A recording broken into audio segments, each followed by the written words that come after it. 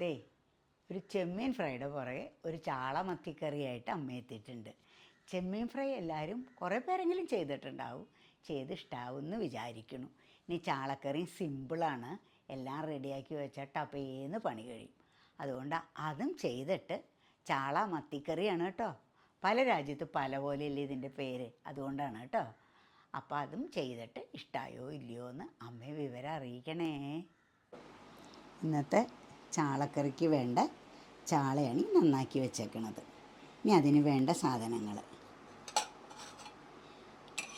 ഇഞ്ചി, ചെറിയുള്ളി, പച്ചമുളക് കൂടി ഒതുക്കി ചതച്ച് വെച്ചേക്കണം, കുറച്ച് കരിവേപ്പില, പിന്നെ കുടംപുളി വെള്ളത്തിലിട്ട് വെക്കണം, പിന്നെ തേങ്ങ, മഞ്ഞൾപ്പൊടി, മുളക് പൊടി, മല്ലിപ്പൊടിയും കൂടി അരച്ചത് ഇത്, പിന്നെ ലാസ്റ്റ്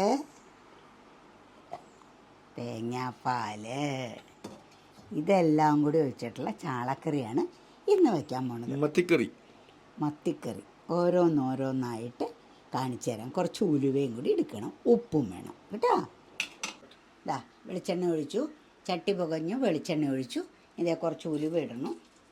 ഉലുവ എൻ്റെ ഇംഗ്ലീഷ് എന്താ? അല്ല അല്ല, എന്നൊരു വാക്കുണ്ട്. അല്ല, നീ പണ്ട് പറഞ്ഞതെന്നുണ്ട്, ഞാനും മറന്നുപോയതാ. ഫെനുഗ്രീക്ക് അങ്ങനെ എന്തോ ആണ്, കറക്റ്റ് എനിക്കറിയില്ല. ഇഞ്ചിയും ഉള്ളിയും കൂടി ചതച്ചതും, പച്ചമുളക് ചതക്കേണ്ട, ഇങ്ങനെ നറുക്കുക.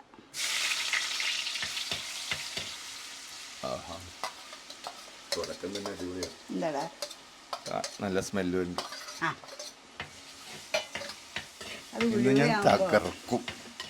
ഇന്ന് ഞാൻ തകർക്കും. എന്താന്നറിയോ, ഈ ഉലുവയാകുമ്പോ ഒരു പിക്കിളിന്റെ സ്മെല്ല് വരും. പിന്നെ ഇഞ്ചി, പെനുഗിരി ഉണ്ട്, പെഡിഗിരിയോ എനിക്കറിയില്ല. എനിക്കറിയാം. അപ്പൊ എനിക്ക് അല്ല, അപ്പൊ എനിക്ക് ആ ഒരു ഇംഗ്ലീഷ് വാക്ക് അറിയാം. അല്ല, ആ ഒരു ഇംഗ്ലീഷ് വാക്ക് എനിക്കറിയാം. എന്തായാലും പിന്നല്ലാണ്ട് എനിക്ക് എല്ലാം അറിയാം. എന്തർത്ഥമായാലും ഒരർത്ഥം ഉണ്ടല്ലോ. ഇതാ ഒരു കരിവേപ്പില ഇട്ടു.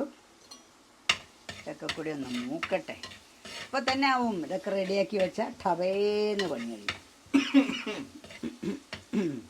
അരപ്പ് കൊട്ടാൻ പോവാണ്. ഇതിലെന്തൊക്കെയുണ്ടെന്ന് പറയാം. ഒരു കാമുറി തേങ്ങ, 3 ചാള അമ്മ ഉണ്ടാക്കണുള്ളൂ, നിനക്ക് മാത്രം മതിയല്ലോ. കൂടുതൽ അളവാകുമ്പോൾ കൂടുതൽ സാധനങ്ങൾ കൊടുക്കണം. ഒരു കാമുറി തേങ്ങ, ഒരു 1/4 സ്പൂൺ മഞ്ഞൾപ്പൊടി, ഒരു 1.5 സ്പൂൺ മുളക് പൊടി, ഒരു 1/2 സ്പൂൺ മല്ലിപ്പൊടി. അത് വെണ്ണ പോലെ അരച്ചതാണ് ഇതിലേക്ക് കൊട്ടാൻ പോണത് കേട്ടോ. ഇനി ആരും ക്വാണ്ടിറ്റി ചോദിക്കരുത്. ഇല്ല, അല്ല, അവർക്ക് അറിയണ്ടേ, അതാണ് അവർ ചോദിക്കണേ.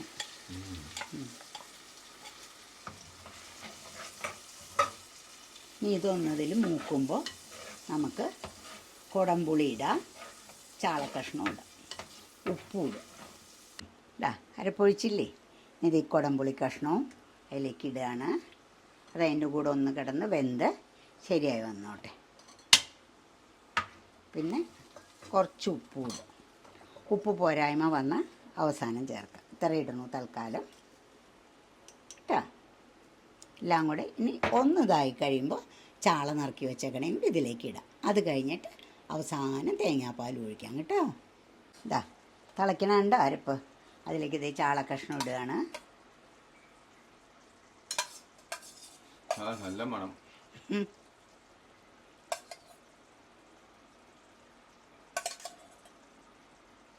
ഇത്രയും ടേസ്റ്റുള്ളൊരു ഫിഷ് വേറില്ല. സത്യമാണ് കേട്ടോ. ഇത് കയ്യിലിട്ട് തൊടരുത്, ഈ ചട്ടി ഇങ്ങനെ ഇളക്കുക. ഇതാ ചാളയും അതെല്ലാം കൂടി ഒരു സ്വരൂപത്തിലെത്തിയിട്ടുണ്ട്, ഒരു രൂപമായിട്ടുണ്ട് അത്. ഇനി തേങ്ങാപ്പാൽ ഒഴിക്കാൻ പോകണം കേട്ടോ. ഒറ്റ പാലേ എടുത്തിട്ടുള്ളൂ. ഇതാ തേങ്ങാപ്പാലും കൂടെ ഒഴിച്ചിട്ട്, അമ്മ പറഞ്ഞില്ലേ കയ്യിലിട്ട് ഇളക്കരുതെന്ന്. അപ്പം എന്നിട്ട് ഇങ്ങനെ ആക്കി ഇനി അതിനെ ഒന്ന് വറ്റാനായിട്ട് അവിടെ വെച്ച് നോക്കിക്കൊണ്ടിരിക്കുക. അപ്പം നമുക്ക് കാണാമല്ലോ. കൈയിട്ട് ഇളക്കി എന്താ? അല്ല, കൈയിട്ട് ഇളക്കി, കൈ പൊള്ളില്ല. കയ്യിലിട്ട് ഇളക്കി ഉടഞ്ഞു പോകും കഷ്ണങ്ങൾ. ഇങ്ങനെയാവുമ്പോൾ ഒന്നൊന്നിനെ മുട്ടാണ്ട് കിടക്കും, ഭംഗിയിൽ കിടക്കും. അപ്പോൾ ഭംഗിയില്ലേ കാണാൻ? നല്ല ഭംഗിയുണ്ട്, സുന്ദരിയാണ് അവൾ. ഫൈനൽ സ്റ്റേജായി. കരിവേപ്പില ഇടണം. ഇനി ചട്ടി ഓഫാക്കിയാൽ അതിലിരുന്ന് കുറച്ച് തിളച്ചോളും. എന്നുവെച്ചാൽ ചട്ടിയല്ലേ, ഓഫാക്കാൻ പോവാണേ. ഓഫാക്കോ അമ്മേ? അത്രേ ഉള്ളൂ ഗായ്സ്. ബാക്കി ചോറിലേക്ക് ഒഴിക്കുമ്പോൾ കാണിച്ചു തരാം കേട്ടോ. ചോറിട്ടിട്ടേ ചാളമത്തിക്കറി വിളമ്പാട്ടോ. ചാളമത്തിക്കറി അല്ല, ചാളക്കറി ഓർ മത്തിക്കറി. ചാളമത്തിക്കറി. ആഹാ, എന്തായാലും പേരെന്തായാലും പേരെന്നാളൊക്കെ എന്തെങ്കിലും ആവട്ടെ.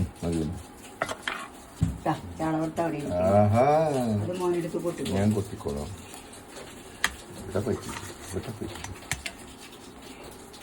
Okay guys, bye by.